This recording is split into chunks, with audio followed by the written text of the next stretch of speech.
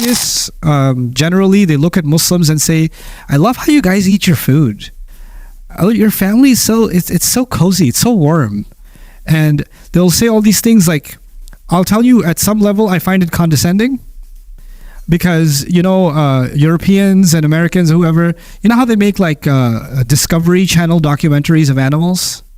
And they have the cameraman in the distance. Here we have the leopard, perched in the deep grass. And he's off. And, remarkable, the work of nature. They'll have those. And then they'll have like, oh, here we have the Muslims and their culinary arts. And the marvelous architecture of these mosques, and they'll and the family life, sitting on the floor with humility, praying to their God, like it's just, so we're just there's this implicit like superior species that's looking down on these Eastern cultures like they are looking at the animals in the savannah desert or in the Africa jungle, and just so fascinating. Your outfits are so fast, they're so cultural, they're so festive. I love your colors, and your recitation is so beautiful, it's so cool. Can we play that in our World Food Fest? Right? And Muslims are like, hey, they like our biryani. Oh my God, they like our biryani. This is so amazing. Like, Allah gave us the most powerful message ever revealed, and we're happy that somebody likes our sandals.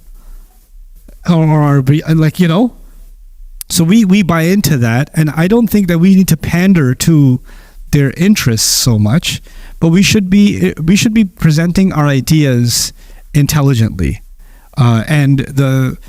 which is why I think in the modern age, studying people like Iqbal becomes all the more important, because I know young people are studying Islamic theology and they're studying Aqidah, and they're studying Aqidah writings from a few centuries ago, right? But more recent writers on Islamic theology like Iqbal have done some absolutely incredible work, and it never met the light of day because they're not considered traditional sources of knowledge. And I don't think that's fair. And I think we're the ones that are missing out. Also, it's really important, in my opinion, for those of you that are interested in this space to study what Christians have been doing in terms of theology. I was going to talk about this tomorrow. I'll tell you just a hint about it today.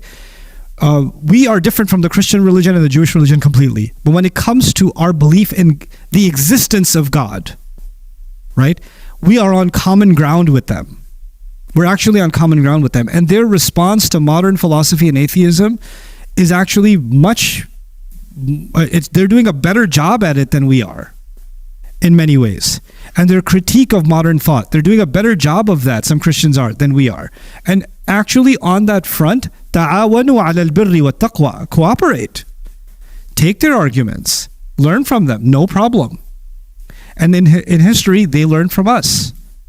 They've done that before from us. And we may take some things from them too. It's perfectly fine.